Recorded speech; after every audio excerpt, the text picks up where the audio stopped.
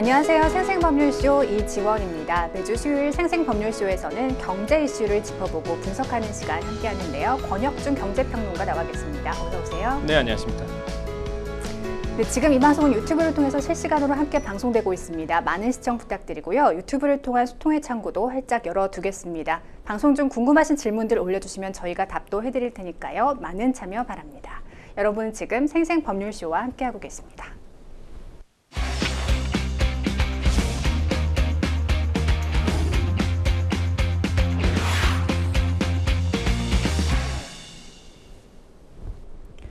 생생 코멘트 시작합니다. 요즘 가장 화제가 되고 있는 말은 무엇인지 또 그 말이 나온 배경과 의미를 짚어보는 시간인데요. 한 주간의 경제 분야를 달군 생생 코멘트 하나씩 살펴보겠습니다. 첫 번째는요. 깜깜이 스드메 정보 공개 강화.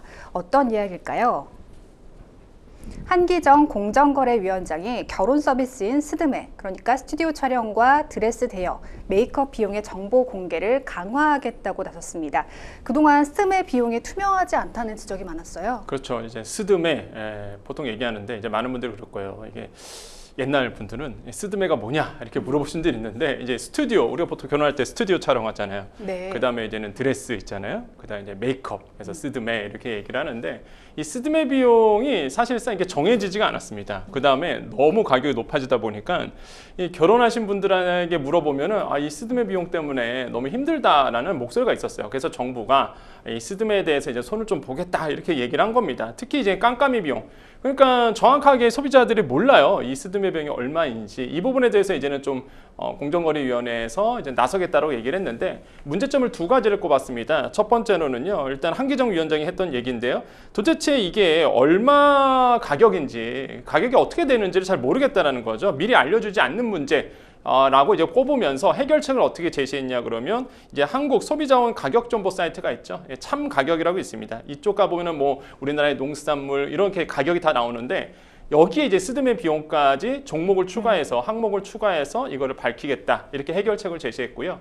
두 번째 문제점으로 꼽았던 것이 이제 추가 비용을 이제는 결혼 업체에서 요구한다는 거죠. 그래서 과다하게 위약금을 물리는 이런 불공정 사례가 있으니 그러면 이런 부분은 어떻게 하겠느냐 해결책을 제시했는데 표준 약관을 조속히 준비를 해서 표준 약관대로 갈 수 있도록 한마디로 이제 약관 자체가 표준 약관이 없다 보니까 말 그대로 위약금이 서로 다르고 그다음에 추가 비용 갑자기 튀어나오고 이런단 말이에요. 그래서 표준 약관을 만들겠다. 이렇게 이제 문제점에 대해서 해결책을 내놨습니다. 네, 사실 이 결혼식 자체에 들어가는 비용에 대해서 너무 큰 돈이 들어가서 부담을 느끼시는 분들이 많다고 합니다. 들어보니까 이 스드메 외에 웨딩업체 관련 민원이 많았다는데요. 구체적으로 어떤 문제들이 있었을까요? 네, 저도 사실 결혼한 지 너무 오래돼서 네. 이게 결혼했을 때 그 감각이 좀 사라진 것 같은데 근데 현재의 이제 결혼을 앞두고 분들, 그다음에 결혼하신 분들에게 국민권익위원회에서 이제 서베이 조사를 했습니다. 그랬더니 사실상 웨딩 업체에서 이런 바가지 요금에 대해서 이제 민원이 굉장히 많았다는 거죠. 이게 1월부터 3월까지 100건에 달했다라고 이제 조사가 되고 있는데 이게 지난해보다 32%나 늘어났습니다. 그럼 이제는 여기서 어떤 문제점이 났느냐라고 물어봤더니 첫 번째 이제 적자 떠넘기기 상술이 굉장히 많았다고요. 그게 뭐냐 그러면 코로나19 시기 때 가장 힘들었던 곳이 사실 웨딩 업체였습니다. 네. 다들 결혼 미루게 되고 그다음에 아예 뭐 결혼을 하려고 해도 결혼식장이 없다 보니까 그래서 이제 사실 못했거든요. 그래서 그 당시에 결혼업체가 굉장히 많은 피해를 받았어요. 일상으로의 회복이 돌아왔습니다. 그럼 이제는 결혼업체들에서 그동안 피해본 것을 사실상 이제 만회를 해야 되거든요. 네. 근데 그거를 이제는 그렇죠. 정당한 경영 활동을 통해서 마진을 높이는 것이 아니라 이거를 단순히 소비자에게 떠넘기실 형식으로 되다 보니까 사실상 이런 문제가 앞으로 계속 일어날 수밖에 없고 이렇게 되고 있다라고 조사가 됐고요. 두 번째 문제점으로 보면 투명하지 못한 정보입니다. 그러다 보니까 사실상 이렇게 웨딩업체 바가지 요금이 나오는데 투명하지 못한 정보는 뭐냐면 실제 아까도 말씀드렸던 스드메 같은 경우가 이게 얼마인지를 모르는 거예요. 그러니까 사실상 뭐 막상 계약을 한 다음에 스드메 하려고 했더니 추가 요금 붙다든지 이렇게 되다 보니까 사실상 이런 것도 문제점이다라고 이제 꼽고 있고 마지막 세 번째 이제는 문제점은 과도한 옵션 추가입니다. 네. 과도한 옵션은 뭐냐면 이런 거 결혼을 딱 이제 준비하면서 뭐 메이크업 이런 거 다 계약을 했는데 갑자기 드레스 업그레이드 그러잖아요. 그렇잖아요. 결혼하는데 드레스 더 좋은 거 있는데 업그레이드 하시겠냐. 그러면 또 이게 귀가 솔깃합니다. 그럴 것 같아요. 자기 또 신부에게 또 더 많은 걸 해주고 싶고 네. 그래서 이제는 갑자기 비용이 추가되죠. 그 다음에 헬퍼라고 해서 이제는 시중 드는 그런 이제 헬퍼가 있잖아요. 네. 이런 것도 갑자기 추가 비용이 든다든지 아니면은 특히 문제가 되고 있는 게 사진입니다. 사진. 이것도 사실 옵션으로 더 추가가 되는 문제도 있고 뭐 액자 업그레이드 이런 문제가 있거든요. 그러니까 이게 정말 깜깜이에요. 그래서 이런 어떤 과도한 옵션 같은 것도 사실 문제점으로 지적을 받고 있죠. 그래서 이런 것들을 이제는 해결해야 된다라고 이제 목소리가 높아지고 있습니다. 네, 정부는 결혼 품목, 서비스 가격 정보 공개 등으로 인해서 출산율 반등까지 노리고 있습니다. 과연 기대해 볼 만할까요? 보통 우리 영화에 보면 이런 영화가 있습니다. 헤어질 결심. 그죠? 네. 근데 요번엔 결혼할 결심. 요걸 좀 말씀드리고 싶은데, 그러니까 지금 정부가 하고 있는 거 이렇게 깜깜이 비용을 줄이겠다, 표준 약관 하겠다라는 걸 봤을 때, 그러니까 스드메 비용을 투명하게 하겠다라는 걸 봤을 때, 이게 출산율에 직접적인 어떤 도움보다는 그냥 결혼할 결심에 대해서 어느 정도 좀 가능성을 높여준다? 이렇게 좀 말씀드리고 싶어요. 그러니까 사실상 결혼을 해야 또 아이가 또 만들어지잖아요, 사실상. 그래서 결혼을 해야 되는 문제가 가장 중요한데, 근데 이런 스드메 비용이 높아지면서 사실 결혼을 미루시는 분들이 많아지잖아요. 그럼 정부가 이렇게 나서서 표준 약관 만들고 이런 시장을 좀 질서를 잡게 되면은 사실 스드메 비용이 내려가겠죠? 그럼 이제 결혼할 결심을 할 때 좀 도움이 될 겁니다. 비용이 낮아지니까. 그래서 이제 결혼할 결심 이렇게 좀 타이틀을 붙여봤는데 이런 쪽에서는 아마 도움이 될 것 같다라고 말씀을 드려요. 최근에 이제 통계가 하나 나왔습니다. 통계청에서 따르면요. 지난해 혼인 건수를 봤더니 10년 전보다 40% 감소가 됐습니다. 근데 이 감소된 이유, 점점 감소되는 이유는 뭐냐? 아까 말씀드린 것처럼 사실 결혼 비용이 많이 들어가는 거예요. 아마 지금 결혼을 저처럼 오랫동안, 그러니까 오래전에 하신 분들은 요즘 결혼 비용이 얼마인가 궁금하실 텐데 지금 통계를 보니까요. 네. 한 6,300만 원 정도가 됩니다. 그러니까 결혼식 비용만요? 비용만. 이게 내 집 마련인 게 아니라 그냥 네. 비용만 봤을 때 한 6,300만 원 정도가 들어간다는 거예요. 그래서 사실상 이런 문제에 대해서 굉장히 높고 지금 또 보니까요. 결혼하지 않는 이유를 물어본 거예요. 서베이를 돌렸더니 뭐 지금 20대에 32%, 30대에 33%, 40대에 23%가 이게 2022년 기준이지만 네. 어떻게 응답을 했느냐? 결혼 비용 때문에 못하겠다. 이게 비용이 많이 들어가니까 부담스러워서 결혼을 못하겠다. 그래서 결혼 자금이 부족해서라고 응답을 하셨어요. 그러니까 이 스드메 비용을 낮추면 낮출수록 결혼할 결심을 좀 확률이 더 높아지겠죠. 그래서 일단 이런 부분에 대해서는 아마 도움이 될 것 같다라고 말씀을 드리겠고요. 지금 신조가 하나 생겼습니다. 웨딩플레이션. 그러니까 웨딩과 인플레이션이 합쳐져서 그만큼 신조. 웨딩 비용이 많이 들어간다는 네, 거죠. 그렇죠. 이제 많이 들어갑니다. 그래서 저희 때랑 많이 달라진 것 같아요. 저희 때는 그래도 이 정도는 아니었는데 요즘에는 워낙 사실상 결혼하려고 그러면 막대한 또 돈이 들어가고 무엇보다 주거 비용도 굉장히 요즘에 부담스럽잖아요. 네네. 그러다 보니까 이런 부분들에 대해서 이제는 사실상 정부가 준비를 하고 있고, 그러니까 주거 비용은 정부가 따로 준비를 하고 있어요. 부동산 쪽은 따로 준비하고 있고, 지금은 이렇게 공정거래위원회 중심으로 이렇게 스드메 비용, 결혼 비용에 대해서 낮추려고 지금 노력을 하고 있다고 말씀을 드립니다. 네, 실제 결혼 정년기 인구의 거의 뭐 40% 가까운 사람들이 미혼이라고 합니다. 과연 결혼할 결심으로 이어질지 계속해서 관심 갖고 지켜보도록 하겠습니다. 이어서 다음 생생 코멘트 만나볼까요? 432시간 기다리래요. 상당히 긴 시간인데 무슨 이야기일까요? 수억 원의 시세 차익이 기대되는 이른바 로또 청약에 대한 기대로 신청자가 과도하게 몰리면서 한국부동산원 청약 홈사이트가 마비되는 현상이 있었어요. 네, 그렇습니다. 이거 로또 맞죠? 네, 사실상 청약을 넣어서 당첨만 된다 그러면 사실상 로또는 맞습니다. 왜 그러냐면 이번에 이제 이슈가 되고 있는 게 이제 뭐 여러 청약 단지가 있겠지만 딱 세 군데였어요. 네. 첫 번째로 보면 서울 서초구 레미안 원 펜타스 여기인데 사실 신반포 15층 아파트 재건축으로 들어간 겁니다. 물론 단지는 크진 않아요. 원밸리만큼 이게 크진 않는데 하지만 이제는 위치가 굉장히 알짜배기 위치이고 그래서 이제는 레미안 원 펜타스가 굉장히 관심을 갖고 있고 실제 이제 여기가 분상제가 적용이 되고 있습니다. 그래서 분상제 적용하면 평당 단가 낮을 것 같잖아요. 보통 아니에요. 여기 한 평당 6,736만 원입니다. 그러니까 분상제가 들어가도 여기는 워낙 땅값이 높아서 네. 한 평당 그냥 6,700만 원 정도 해요. 그러면 사실상 너무 높으니까 사람들이 청약을 안 넣을 것 같죠. 근데 이번에 많은 분들이 청약을 넣을 수밖에 없는 이유가 네. 시세 차익이 이게 뭐 되기만 하면 한 20억 원 정도 이제 나오는 거죠. 그러니까 왜 그런가 봤더니 실제 이제 특별 공급이 먼저 열렸습니다. 청약을 받았는데 114세대를 받거든요. 이게 4만 183명이 이제 이제 접수를 하셔서 평균 경쟁률이 352대 1 나왔어요. 이게 특별 엄청나네요. 공급이에요. 특별 네. 공급. 그러니까 일반 공급이 어제 있었거든요. 일반 공급 같은 경우가 1순위 청약이 527대 1. 그러니까 이렇게 많이 들어갔어요. 근데 왜 이렇게 많은 분들이 청약을 넣었을까라고 본다면 아까 말씀드렸죠. 시세 차익이 이 당첨만 되면 20억 원 되는 겁니다. 왜 그러냐면 59제곱미터, 그러니까 20평대죠. 분양가가 17억 원인데 이거 같은 경우에는 지금 현재 인근 시세가 27억이에요. 그러니까 사실상 분양가로 들어갈 거 아닙니까? 그러면 네, 20억 가만히 있어도 가까운. 10억 원의 차익이 네. 지금 여기서 이제 벌어지는 거죠. 네. 84제곱미터, 그러니까 30평대, 32평 아파트 같은 경우에는 분양가가 22억이거든요. 그러니까 놀라지 마세요. 이게 인근 시세가 40억이 넘어갑니다.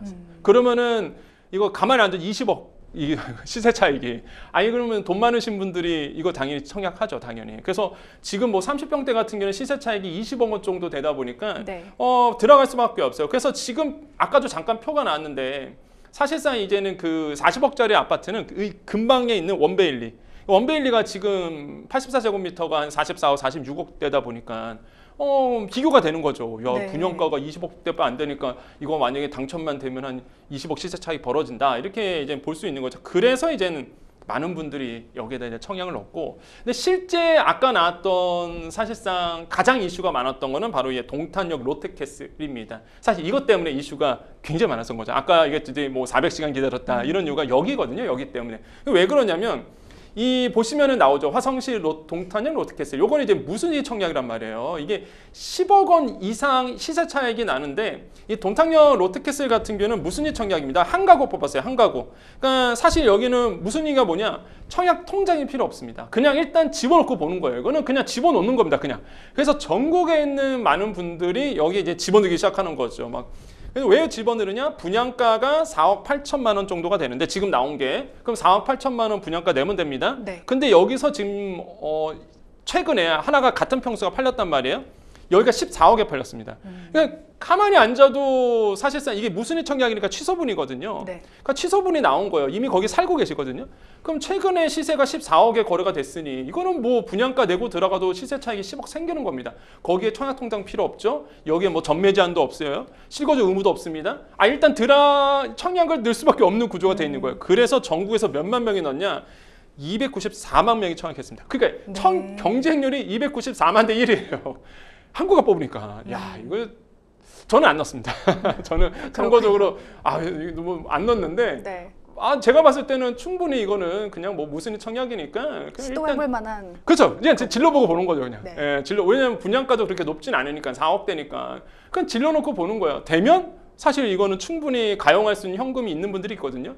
그래서 이렇게 들어간 거죠. 그래서 뭐 지금 청약 경쟁률이 엄청 되고 제가 만약에 여기서 되시는 분, 이게 동탄역 롯데캐슬 한 명은 될 거 아닙니까? 이건 진짜 천운이다.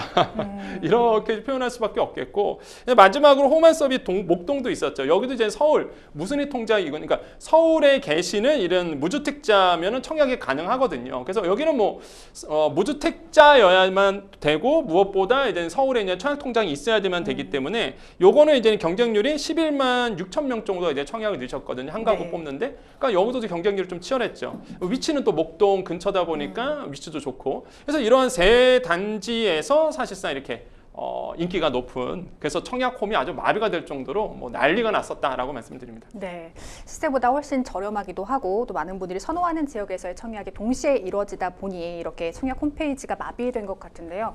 수도권 단지를 중심으로 이러한 청약 쏠림 현상 앞으로도 계속 될까요? 저는 뭐 계속 될 수 있다라고 말씀을 드려요. 근데 단지 주의할 사항은 있어요. 네. 주의할 사항. 그러니까 이게 무턱대고 이제 들어가면 들어가면 안 되고, 그러니까 자기가 가용할 수 있는 현금이 어느 정도 있는지를 보고 들어가셔야 됩니다. 청약이라는 게. 계약금을 내야 되는 거죠. 그렇죠. 왜냐하면 아까 말씀드렸던 원 펜타스에 대한 주의점을 좀 말씀드리면, 여기가 이제는 아까 말씀드린 분상제예요. 분양가 상한제가 걸려 있는 겁니다. 그래서 재당첨 제한이 10년이 있는데, 근데 여기서 만약에 자기가 현금을 못 구한다, 그러면 사실상 10년 이거 날아가는 거거든요. 네. 근데 왜 현금을 못 구할 수 있는 가능성이 높냐 그러면, 일단 여기가요. 일단 후분양 단지입니다. 그럼 7일에 이게 계약을 맺거든요. 7일에 당첨자가 나오고요. 당첨자가 되면은 19일 날, 그러니까 다음 달 19일 날 계약을 맺습니다. 21일까지. 그러면 여태 분양가의 20%를 계약금 내셔야 되는데 보통 10%인데 여기 20%예요. 그럼 20%의 계약금을 낸다. 그거 얼마냐? 그게 4억 정도 돼요. 한 4억 6천만 원 정도 되거든요. 기한이 엄청 짧군요. 짧죠.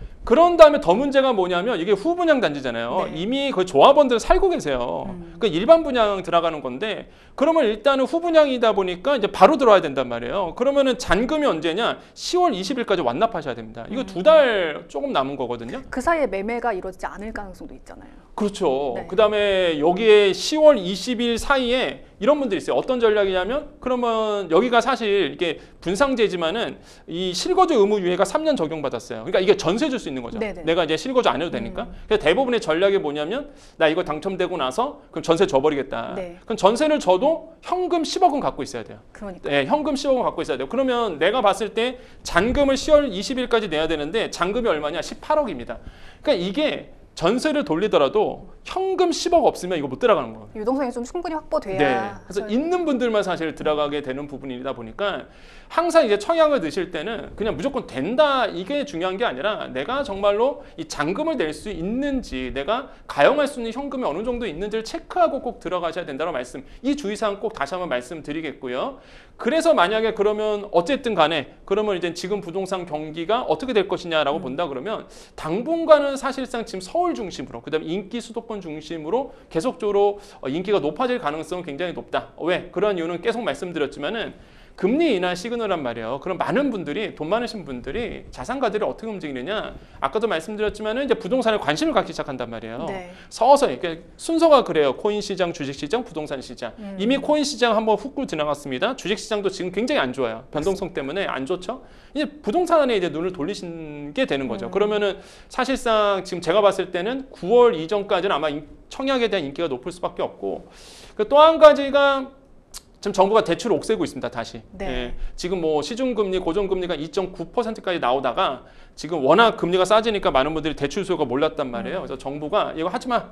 야, 너네 왜 이렇게 금리를 낮췄어? 그래서 지금 시중의 고정금리, 변동금리, 가상금리를 높임으로써 지금 주담대 금리를 높이고 있거든요. 사람들의 심리가 그래요. 막자 타야 된다. 지금 딱 그러거든요. 야, 이거 막자 타야 돼. 이거 좀 있으면 금리가 더 올라가. 이러니까 많은 분들이 지금 청약에 막 광풍이 불고 있다. 인기 지역에. 그래서 이렇게 이제 생각하시기 때문에 지금 상황으로 보면은 지금 계속적으로 이런 청약 시장은 더 뜨거워질 수밖에 없다. 이렇게 말씀을 드리겠고요. 다만 좀 아쉬운 거는 양극화죠. 예, 서울만 그래요. 서울만 그렇고 인기 수도권 지역만 그렇지 지방은 뭐 지금 계속 미분양입니다. 악성 미분양이 너무 많아져 갖고 전 양극화가 계속적으로 벌어질 수 있다. 이렇게 좀 평가를 해봅니다. 아닌 게 아니라 최근 서울을 포함해서 수도권 아파트 매수세가 심상치 않아 보입니다. 여름은 보통 부동산 비수기라고들 하는데 실제 거래는 어떤가요? 아, 거래 막 이게 그래프를 진짜 보여드리고 싶은데 네. 막 우상향으로 막 계속 올라갑니다. 거래량이. 폭등하고 있군요. 예, 폭등. 이번 연도 들어와서 굉장히 폭등하고 있는 이유가 실제 이제 그래프 차트를 보시면요. 이게 한 3월 달부터 거래 건수가 서울 아파트입니다. 8천 건 넘어가거든요. 근데 이게 6천 건 넘어가면은 시장에서 의미 있다고 봐요. 이 거래 네. 건수가. 그런데 올해 들어와서 이걸 6천 건 뚫어냈단 말이에요. 그래서 뭐 3월에는 8천 건, 4월에는 7천 건, 또 다시 5월에 8천 건 하다가 6월에 1,700건 됩니다. 거래 건수가. 그러니까 서울 아파트 주택 거래량이. 그러니까 이 정도로 서울의 주택 거래량이 뭐 계속 증가되고 있다. 이렇게 보시면 되겠고 그럴 수밖에 없는 게 뭐 똘똘한 한 채다 이런 말들이 있죠. 그래서 지금 상황으로 봤을 때 계속 서울 인기 지역에 많은 분들이 이제 거래를 하고자 하는 모습들이 계속 보여주고 있다라고 생각을 해봅니다. 그리고 또 안타까운 거는 아까도 말씀드린 지방은 다르다라는 거 다시 한번 좀 강조를 해드리겠고요. 그다음에 그러면 아파트 쪽만 거래량이 많아지느냐라고 본다 그러면 지금 또 그렇지도 않아요. 지금 비아파트들, 그러니까 오피스텔이라든지 빌라라든지 이것도 거래량이 조금씩 살고는 있습니다. 그러니까 이게 많은 분들이 전세를 피하는 거지 이제 매매 수는 어느 정도 있거든요.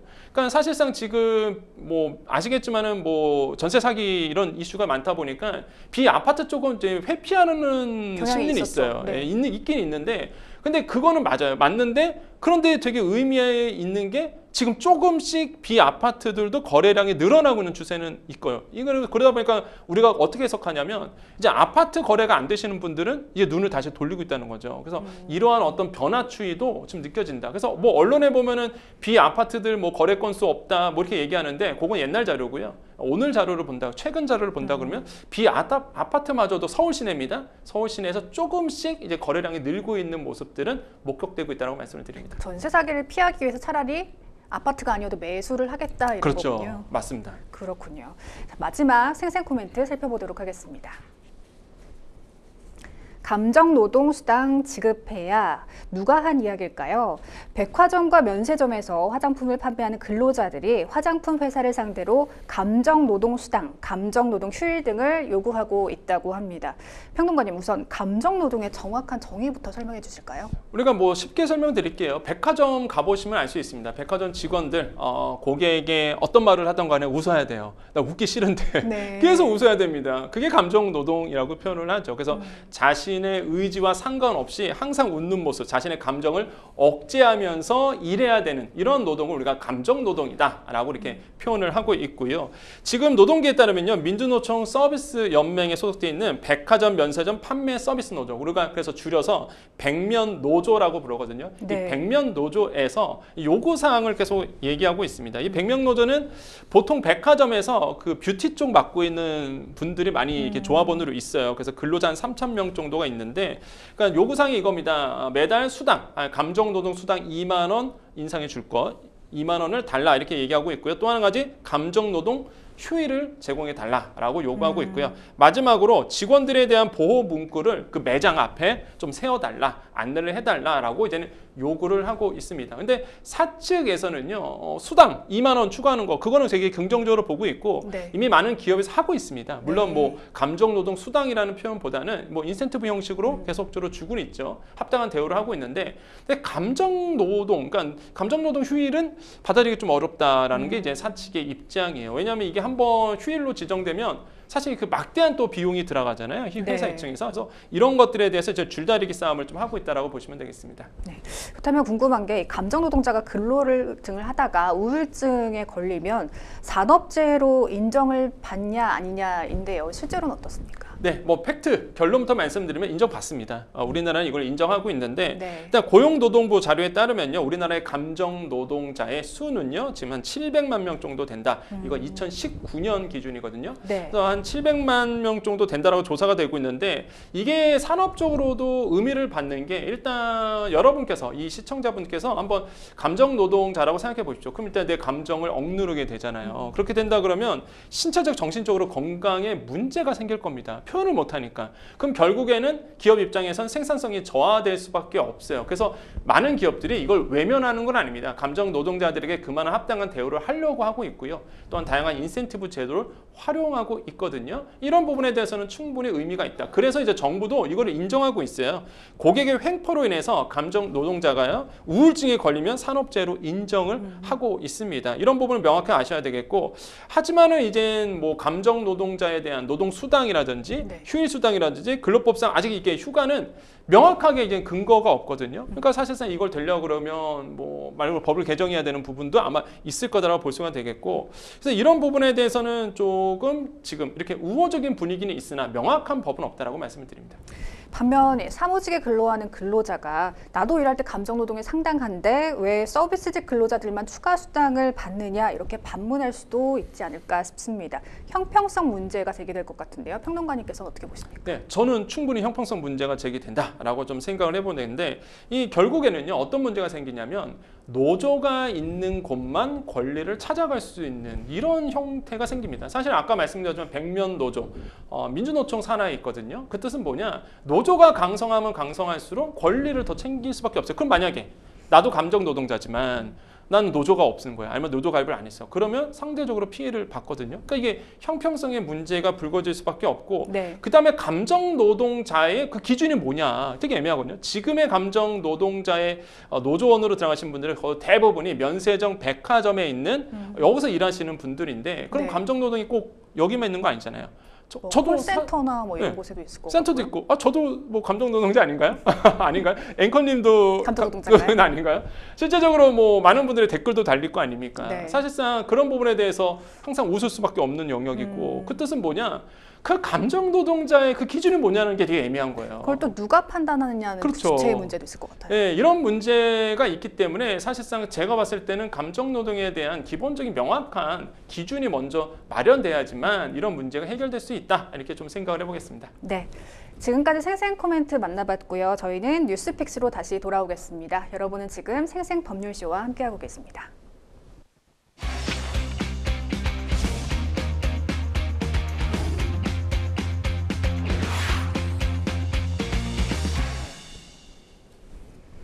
분야별 가장 핫한 소식을 집중 분석해보는 시간 뉴스픽스 시작하겠습니다. 매주 수요일 경제 분야 주요 이슈들을 짚어보고 있는데요. 오늘 만나볼 첫 번째 주제는요.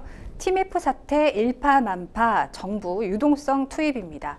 티몬 위메프 정산 지연 사태가 일파만파 커지고 있습니다. 소비자 피해 확산과 또 입점업체 줄도산 우려까지 나오고 있는 가운데 정부가 유동성 지원에 나서기로 했는데요. 자세한 내용 살펴보겠습니다.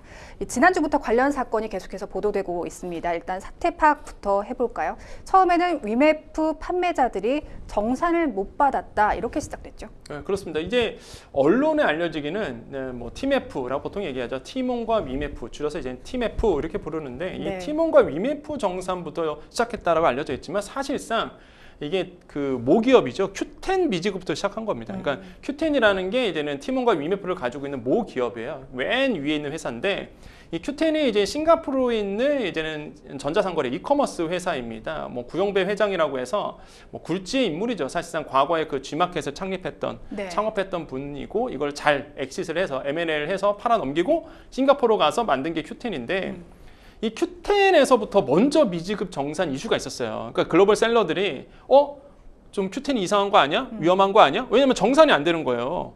그래서 이게 이제 소문이 나기 시작합니다. 그러면서 이제 빅셀러들이 이탈하기 시작해요. 이탈하면서 이제 티몬과 위메프까지 온 거죠. 거기도 이제 문제가 생길 거다라는 이제 인터넷상에서 소문이 돌면서 실제 이제 셀러들이 거기서 빠지기 시작합니다. 왜냐면 미정산되면 내가 돈을 못 받으니까 먼저 빠지기 시작하거든요. 그러다 보니까 이제는 자금 회전이 안 되는 거예요. 결국에는 티몬 위메프 쪽에서 미정산 문제가 불거졌고, 그런 다음에 이제 티몬 위메프에서 가장 먼저 미정산 문제가 터졌던 것이 바로 여행업계였습니다. 그럴 이유가 이제 지금 휴가 시즌이죠. 지금 아마 휴가 떠나시면 많이 있을 텐데, 당장 휴가를 떠나야 되는데 여행사 쪽에서 이제는 뭐 항공권이라도 호텔을 예약해 줘야 되는데, 내가 미정산 받다 보니까 예약을 안 해놓은 거예요. 그러니까 소비자들 입장에서 너무 황당한 거죠. 난 가야 되는데 항공권이 안 나요. 호텔 예약이 안 돼 있어요. 물어봤더니 티몬 위메프에서 구입하셨죠? 거기서 우리한테 돈을 안 줬어요. 이러는 거죠. 그러면 사실상 소비자들은 발등에 불 떨어지겠죠. 이게 언론에 보도된 겁니다. 그러면서 여행업계부터 먼저 이슈가 되면서, 야, 이거 문제 있다. 티몬 위메프 지금 미정산 되고 있다라고 해서 알려지면서 이 문제가 이제 확산이 됐고, 두 가지 측면에서 이제 문제가 되고 있습니다. 첫 번째, 아까 말씀드린 것처럼 소비자들이 사실상 내가 계약한 상품을 받지 못하는 문제. 난 돈을 냈는데 상품을 못 받는 문제가 크게 불거졌고요. 두 번째는 판매자들, 미정산 문제. 이거는 셀러죠. 판매자들이 또 정산을 못 받는 문제. 이 두 가지 측면으로 이제는 문제가 되고 있고, 언론에 많이 소개된 거는 소비자들. 그래서 소비자들이 티몬과 위메프 회사 앞에서 가서 우산 항의도 하고요. 거기서 이제는 시위도 하고 이랬었단 말이에요. 이게 언론에 확대된 부분이지만 그거는 정말 빙산의 일각이고, 더 큰 문제는 두 번째 말씀드렸던 미정산 문제, 그러니까 판매자들이 판매 대금을 못 받는 문제가 더 크다라고 말씀드립니다. 네, 티몬과 위메프 정말 많은 이용객들이 있는 플랫폼 아니겠습니까? 저도 2주 전까지 생수를 좀 구입했었는데, 네. 피해 규모 어느 정도로 추산되고 있나요? 지금 뭐 금융당국은요, 25일 기준으로 보면 한 2,100억 원 정도 피해액을 추산하고 있는데, 네. 그런데 이제 문제는 사실상 그 티몬 위메프가 금감원 쪽으로 예전에 저기 자막 나오고 있죠. 한 2,134억 원 정도 추산하고 있다. 5월 거래분까지요, 이게. 그럼 더 큰 그쵸? 피해 금액을 생각해 볼 수 있겠죠. 6월과 7월은 아직 집계가 안 된 겁니다. 그럼 무슨 얘기냐? 이제 지금 거래가 안 되잖아요. 네. 판매 안 됩니다. 그럼 6월과 7월 분에 대해서 돌려줘야 되는데 과연 그 돌려줄 돈이 있겠느냐는 거죠. 그러니까 제가 봤을 때는 천문학적인 금액. 지금 시장에서는 1조 원 정도를 보고 있어요. 1조 한 2천억 원 정도 되지 않을까 이렇게 보고 있는데 그 정도로 미정산 문제가 쌓여 있다는 겁니다. 그래서 피해액이 그 정도로 될 수가 있겠고 그래서 상당한 금액이 묶일 수밖에 없다라고 봅니다. 그래서 저는 이 큐텐이라는 모 기업이 정말 방만한 경영을 했고 특히 구용배 회장 뭐 어제 이제 뉴스에 많이 보도가 됐죠. 사실 국회에 나와서 국회의원들이 질의 받으면서 제 개인적으로는 너무나 뻔뻔한 모습을 보여왔다라고 생각을 하는데 네. 어쨌든 간에 이런 무책임한 모습들 때문에 지금 피해자들, 뭐 소비자라든지 판매자들, 특히 셀러 중심으로 막대한 피해 금액이 지금 예상되고 있다. 이렇게 좀 문제를 삼을 수 있겠습니다. 네, 어제 국회 정무위 현안 질의에서 피해 규모를 파악하지 못한다고 말을 했습니다. 얼마 전 입장문 발표 때는 500억 원이라고 이야기했던 것 같은데요. 네. 그러니까 사실상 입장문 발표할 때 500억 원이다라는 건 빙상의 일각이고 저는 솔직히 그때 그 얘기 듣고 나서 믿지는 않았어요. 말도 안 된다. 무슨 500억 원이냐. 판매 대금 미정산 얘기. 그래서 이제는 500억 원이라고 얘기했던 거는 소비자 피해를 아마 얘기했을 겁니다. 그러니까 네. 미정산까지 하면 이거는 1조가 넘어갈 가능성은 굉장히 크다라고 말씀을 드리겠고요. 이게 큰 문제가 되는 게 사실상 이제는 그 유통 구조가 있습니다. 일단 소비자들은 카드사한테 결제를 하거든요. 그럼 카드사가 피지사라고 해서 페이먼트 게이트웨이라고 부르거든요. 이 판매자와 카드사를 중개하는 회사가 이제 피지사라고 있습니다. 그럼 피지사한테 간 다음에 판매사 쪽으로 돈이 흘러요. 거꾸로 간다 그러면 환불을 한다 그러면 이게 거꾸로 가야 됩니다. 근데 문제가 뭐냐 그러면 그 고리가 딱 끊긴 거예요. 피지사들 생각해 보십시오. 환불해 주래요. 그러면 이제 피지사들은 뭐 판매사한테 말 그대로 뭐 팀원과 위메사한테 돈을 받아야 되는데 팀원 위메프가 좀 돈이 없잖아요. 네. 그럼 피지사 입장에서는 당연히 더 이상 거래하면 안 되거든요. 그러니까 딱 끊었어요. 딱 끊었습니다. 그래서 결제 안 되고 취소도 안 되게끔. 그때 취소가 안 되다 보니까 소비자들이 엄청난 항의했잖아요. 그래서 정부가 압력을 줬습니다. 피지사나 카드사들에게 니네 그러지 말아라. 어느 정도 융통해줘라. 그래서 어쩔 수 없이 피지사들이 이제 취소 환불을 해주고 있습니다. 지금 해주고 있는데 그 막대한 피해를 결국 피지사, 카드사들이 떠안게 생겼다. 지금. 그래서 피지사의 주가가 막 폭락했습니다. 한때 폭락하면서 그런 문제 때문에 그 정도로 사실 지금 이 여파가 주식시장에 미칠 영향까지도 굉장히 커지고 있고 이러한 문제를 봤을 때 제가 봤을 때는 끝이 아니다. 지금 문제는 뭐 피지사, 카드사, 그 다음에 모든 뭐 셀러들, 빅셀러들, 큰 대형 중소기업들도 지금 돈이 묶인 상태다 보니까 이게 앞으로도 현재 진영형이고 많은 분들이 그러실 거예요. 이게 나랑 무슨 상관이냐 하실 텐데 이게 기업들이 도미노처럼 무너지거든요. 왜냐하면 정산대금을 그렇죠. 안 주면 이분들 운영 자금이 없죠. 네. 이분들마저도 누구한테 정산을 해줘야 된단 말이에요. 이게 고리가 끊겨버리면 사실상 도미노처럼 이런 소상공인분들이 무너지다 보니까 그러면 결국에는 금융권이 부실해지겠죠. 그래서 이런 문제가 굉장히 커질 수 있다라고 말씀을 드립니다. 네, 상품을 판매했고 돈을 주고 산 사람이 있는데 그 돈은 다 어디로 갔냐 하는 문제가 있는데요. 구영배 대표는 일단 폰지 사기는 아니다 이렇게 선을 긋긴 했어요. 네, 폰지 사기는 아니다. 뭐 그 말은 뭐 의미는 있습니다. 사실상 그런데 배임의 혐의는 분명히 저는 있다고 봐요. 네. 그러니까 왜 그러냐면 이게 구영배 대표가 사업을 참 이상하게 했습니다. 그냥 심적으로는 이해가 가요. 뭐 나스닥 상장을 위해서 사실상 그 익스프레스라고 해서 물류회사가 있거든요.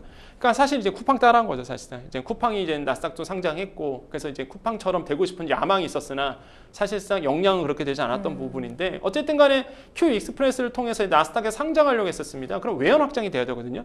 그러니까 문어발식 이제는 확장을 하게 돼요. 인수를 하게 됩니다. 그렇게 본다 그러면 2009년도에요. G마켓에서 이베이에서 이제 아까 말씀드렸지만은 본인이 2009년도에 G마켓을 이베이한테 이제 팝니다. 그 이제 팔았을 때에 판매 대금을 가지고 싱가포르로 넘어가요. 싱가포르에서 이제는 Q10을 성립합니다. 이게 2010년인데 그 당시에 이제는 G마켓 팔았을 때 항상 그래요. M&A가 일어나면은 동종업계에서 영업 활동을 할 수 없게끔 합니다. 당연하죠. 내가 인수하는 입장에서는 이 사람이 계속 동종업계에 있으면 부담스럽겠죠. 그래서 아마 10년 계약을 걸어요. 10년 동안은 이제 한국에서는 비슷한 업종으로 사업을 못 하게끔. 그래서 구영배 대표가 싱가포르로 넘어가는 이유가 그래서 그거거든요. 간 이유군요. 그렇죠. 싱가포르로 가서 Q10이라는 회사를 세웁니다. Q10 세우면서 이제 10년 동안 잠잠해요. 잠잠하다가 이제 10년 딱 끝났잖아요. 그래서 이제 2022년 9월에 뭘 인수했냐? 그때 티몬을 인수한 겁니다. 이제 10년 끝났거든요. 차트에 나오고 있죠. 그래서 티몬을 인수합니다. 공격적으로 들어가요. 그 다음 해에 바로 3월에 인터파크 커머스 인수합니다. 지금 인터파크 커머스도 미정산 문제 불거지고 있어요. 오늘 네. 이 이슈가 지금 터져 나왔습니다. 그래서 정산 안 되고 있고요. 위메프 인수해요. 4월에. 그 다음에 2024년 올해 들어와서 2월에 위시라고 해서 북미 지역에 쇼핑몰이 있거든요. 사실 위시를 인수한 이유는 전략적 목표입니다. 왜냐하면 우리나라 사람들은 잘 몰라요, 위시. 근데 미국 사람들 워낙 유명한 쇼핑몰입니다. 그러니까 나스닥 상장하기 위해서는 저런 쇼핑몰이 필요하죠. 저런 그렇죠. 플랫폼이. 그래서 위시를 인수하게 되는데 금액이 2,400억 원 정도 이제 인수를 해요. 그 돈 가지고. 그다음에 3월에 AK몰 인수. AK몰도 지금 미정산 문제로 터졌습니다. 그래서 지금 이렇게 인수를 했단 말이에요. 그러면 여기서 이제 문제가 생깁니다. 아니 위시는 인수할 수밖에 없었을 거예요. 나스닥 상장하려고 그러면 저렇게 유명한 쇼핑몰이고 큰 쇼핑몰을 2,300억, 2,400억 주고 인수하는데 그 인수 자금이 어디서 났을까라고 본다 그러면 역시나 팀원과 위메프에서 이 정산 주기를 길게 끌면서 그 유동성을 가지고 위시를 인수했던 거죠. 이거는 시장의 의심이었는데 어제 이제는 구형부의 대표가 고백을 했습니다. 네. 국회의원들 앞에서 인수 자금을 썼다. 하지만 일주일 후에 바로 이렇게 돌려줬다라고 하는데 그건 배임이죠. 예, 그거는 이제 본인이 얘기했기 때문에 저는 법적인 문제가 분명히 있다고 저는 생각을 하고 네. 그렇게 하면 안 되죠. 독립된 법인인데. 그래서 이 문제에 대해서 아마 이제는 법률적인 책임을 져야 될 거라고 저는 생각하고 어쨌든 간에 인수자금 쓰기 위해서 지금 팀원과 위메프의 자금을 미정산된 자금을 이제 썼단 말이에요.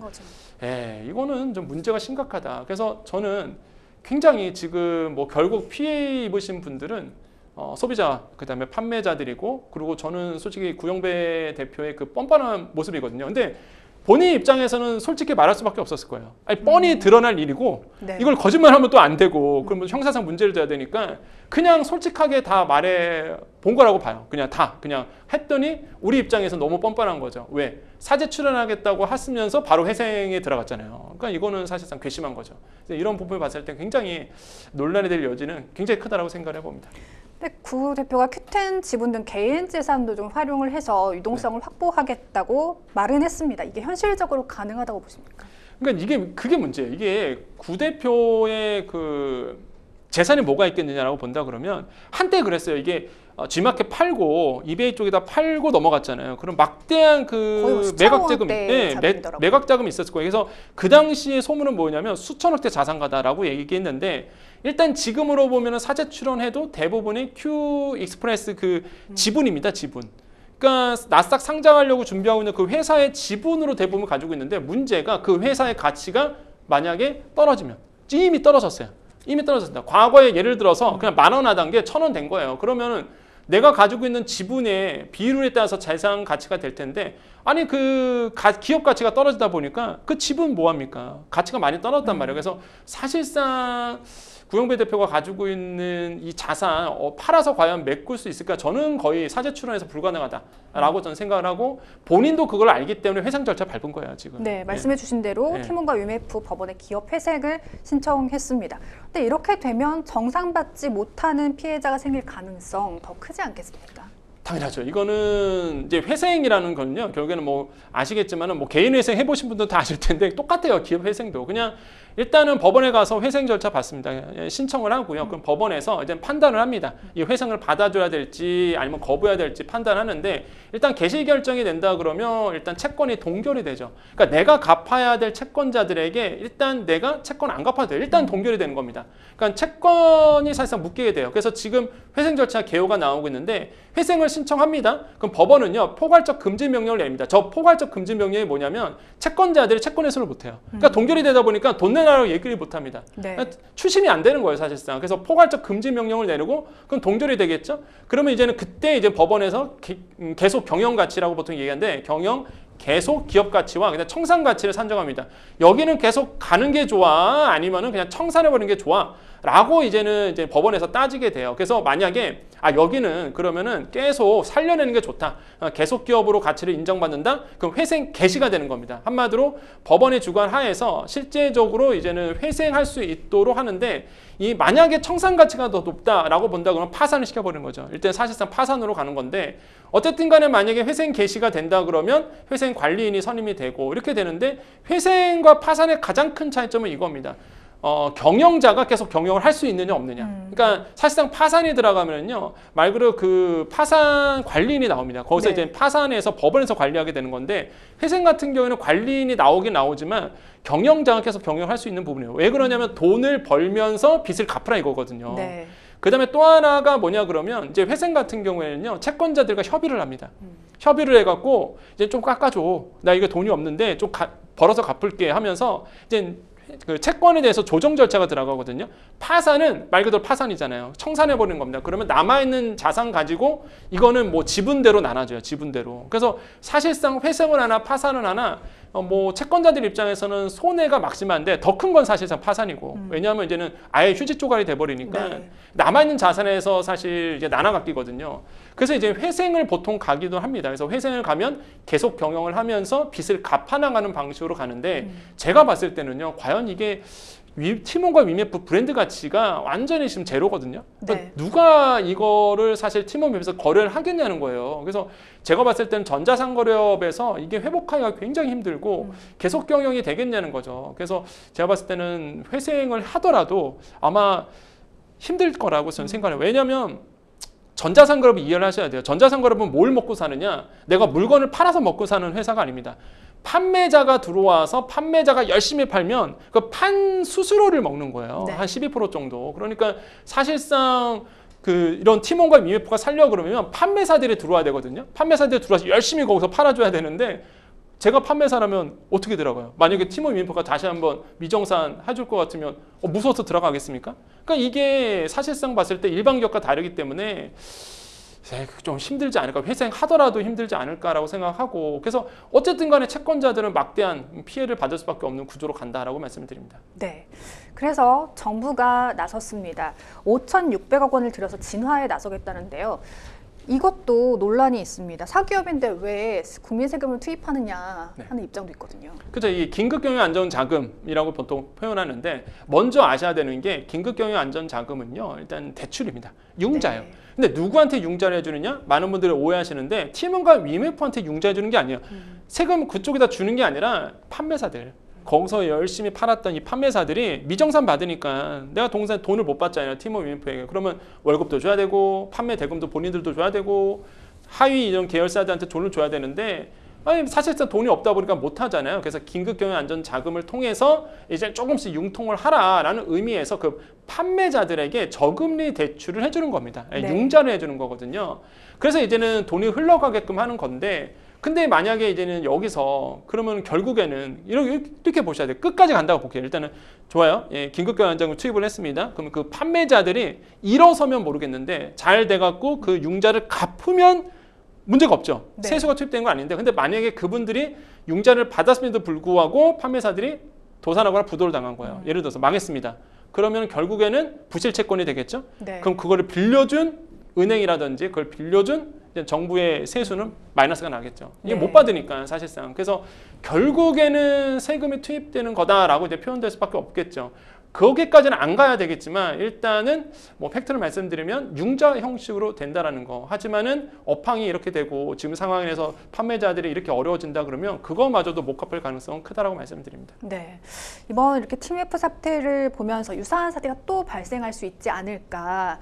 또 이 이커머스 플랫폼들의 재무 건전성, 결제 구조도 좀 불안하게 느껴지긴 하거든요. 어떻게 보십니까? 그렇죠. 저는 봤을 때 고찰될 점이 참 많아요. 이번에 문제를 통해서 많이 드러났는데 정산 주기가 너무 깁니다. 그러니까 티몬이 40일, 위메프가 70일 걸리거든요. 정산이라는 거는 내가 판매했으면 물건을 보냈잖아요. 그럼 판매 대금을 받아야 되는데 40일 있다 들어오거든요. 70일 있다 들어옵니다. 그러면 굉장히 힘들잖아요. 네. 왜 정산 기간이 이렇게 길었느냐? 아까 말씀드렸죠. 그거 가지고 Q10이 막 쓴 거죠, 사실상. 그런데 문제가 우리나라의 이커머스 기업들이 쿠팡도 되게 길어요, 사실. 네. 그러니까 이런 정산 주기를 짧게 하는 게 맞습니다. 그래서 모든 기업들이 이렇게 길진 않거든요. 네이버 같은 경우에는 구매 확정하고 그 다음날 들어가요. 그러니까 이런 기업도 있는 반면 아까처럼 뭐 티몬과 위메프처럼 정산기가 준 기업도 있습니다. 그래서 이런 것들은 좀 규제가 필요하다. 그래서 정산 주기가 짧게끔 만들어 해주는 것이 중요하겠고요. 그다음에 마지막으로 이제 에스크로 서비스가 모든 기업들은 하고 있는데 이 에스크로 서비스는 뭐냐면 제3자가 금을 잡고 있는 거거든요. 그러니까 네이버 같은 경우는 에스크로 서비스를 하고 있습니다. 그래서 판매 대금이 네이버한테 있는 게 아니라 금융기관에 있어요. 그래서 판매 대금에 바로 들어가게끔 해놓습니다. 근데 티몬과 위메프는 전혀 그런 게 없었단 말이에요. 그래서 다른 기업들도 마찬가지입니다. 무조건 에스크로 서비스 해서 판매자들이 판매 대금을 바로 받을 수 있는 이런 구조적인 환경을 정부가 좀 만들어줘야 된다라고 강조를 해드립니다. 네. 뉴스픽스 두 번째 주제를 살펴보겠습니다. 엔화 다시 900원대 슈퍼엔저 향방은입니다. 엔화 가치 가파르게 상승하고 있습니다. 이달 초만 해도 슈퍼엔저였는데 강세로 돌아섰어요. 네, 그렇습니다. 이제 서서히 이제 엔화 약세가 이제 끝나가고 있다. 그래서 엔화 가치가 조금씩 오르는 모습 보여주고 있고요. 방금이었습니다. 사실 일본 은행에서 단기금리 0.2%, 0.25%까지 금리를 올렸어요. 네. 그 뜻은 뭐냐? 이제 엔화 가치를 좀 끌어올리겠다. 이렇게 이제 신호탄을 던진 거거든요. 그러면 이제 금리가 드디어 이제는 일본 은행도 올리기 시작한다라고 볼 수가 있겠습니다.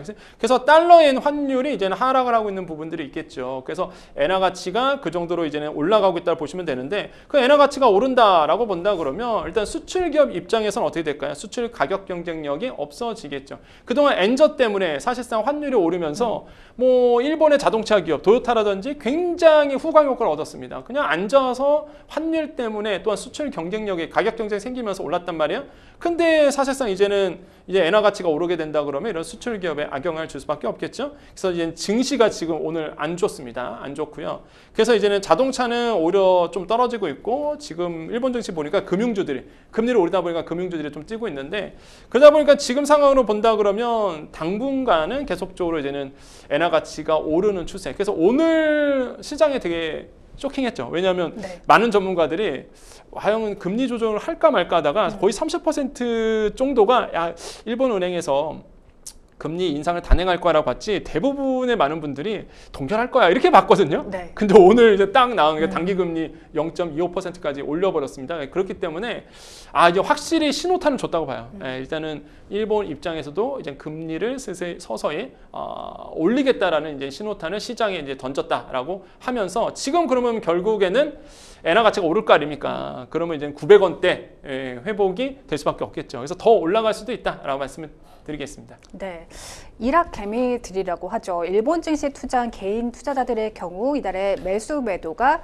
지난달 대비 대폭 늘어났다고 하는데요. 엔테크 계획하신 분들 막차 탑승 전략 어떻게 세워야 될까요? 지금 만약에 엔테크 하신다 그러면 대부분의 일반 소비자 입장에서 말씀드리면 일단은 여행 수요 계기고요.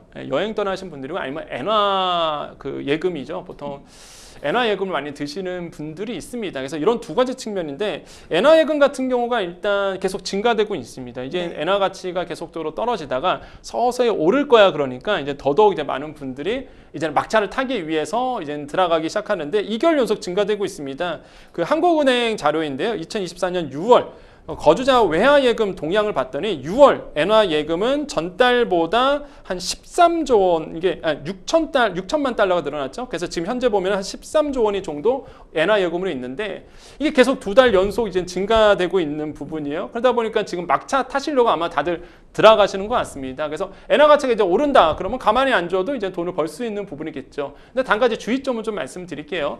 엔화 통장 들어간다고 해서 이게 소액 넣어서 사실상 큰 돈을 버는 건 아니거든요. 그렇기 때문에 환율로 해서, 이게 환율로 해서 돈을 투자하시는 분들은 사실상 큰 돈이 들어가지만 사실 투자 자금이 있다 보니까 이제는 어떤 시장의 반응을 보기 위해서 들어가는 건 좋다라고 말씀드리겠지만, 그렇다고 뭐 큰 수익을 기대할 수 있는 영역은 아니다라고 다시 한번 말씀드리겠습니다. 어쨌든 간에 지금 엔화에 대한 통장을 만드시는 분이 있는데, 저는 좀 조언 드리고 싶은 거는 기다려라. 그러니까 엔화 통장 만들고요. 아마 이제는 엔화 가치가 오른다 그러면 이제 슬슬 오실 거예요. 뭐가 오느냐? 팔까? 이제 내가 갖고 있는 엔화 팔까? 이런 생각이 드실 텐데, 아까도 말씀드렸어요. 일본은행이 기준금리 올렸습니다. 계속적으로 이제 엔화 가치는 올라갈 거예요. 그러다가 무엇보다 달러에 지금 아시겠지만 9월 달에 분명히 이제 금리 인하가 나올 겁니다. 네. 그럼 이제 금리의 격차가 좁아지겠죠. 그렇게 되면 결국에는 더 엔화 가치에 대한 인기가 높아질 수밖에 없어요. 그러면 어떻게 되느냐? 더 올라갈 겁니다. 그렇기 때문에 지금 만약에 내가 일단은 엔화를 투자하신 분들은 조금 더 기다려달라. 그러면 더 오를 가능성이 높으니까. 그래서 쉽사리 이제 매도하지 마시고, 매도한다라도 분할 매도죠. 사실상 조금씩 매도하는 형태로 아마 포인트를 잡아가시면 굉장히 좋지 않을까 생각을 해봅니다. 그래서 지금 상황을 본다 그러면요, 일단 엔화 가치는 올라갈 가능성, 더 당분간은 계속적으로 엔화 가치가 올라갈 가능성은 있다라고 말씀을 드립니다. 네, 미국도 FOMC가 열리고 있지 않습니까? 네. 이번에는 기준금리 동결에 의견이 모아지고 있지만 9월 금리 인하 시그널 긍정적으로 봐도 될까요? 그렇죠. 이제 오늘 이제 밤 새벽에 열립니다. 그래서 열리고 있고 지금 이제 새벽에 발표를 하거든요. 금리 네. 발표가. 그러면 오늘 이제 우리가 자는 사이에 아마 이제는 금리 발표가 나올 텐데 동결이 거의 확실시하고요. 네. 9월에는 제가 누누이 말씀드렸지만 지금 거시경제로 본다 그러면 9월에는 인하할 타이밍이다라고 말씀을 드립니다. 그래서 저는 이제 9월 인하 타이밍을 보고 사실상 많은 분들이 투자를 하고 있거든요. 이런 포인트 다시 한번 관점 가지시면서 금리 인하를 좀 기대해줘도 좋다라고 말씀드리겠습니다. 네. 생생법률쇼 어느덧 마칠 시간입니다. 오늘 함께해 주신 권혁중 평론가님 고맙습니다. 네, 감사합니다. 네, 방송이 끝나더라도 상담 접수는 계속되니까요. 변호사들에게 무료 법률 상담 받고 싶은 분들은 평일 오전 9시부터 오후 6시까지 02557-8295번으로 상담 문의 주시거나 법률방송 홈페이지 법률상담 게시판 또는 아래 하단으로 나가고 있는 이메일로 접수해 주시기 바랍니다. 생생법률쇼 오늘 준비한 내용은 여기까지입니다. 시청해 주신 여러분 고맙습니다.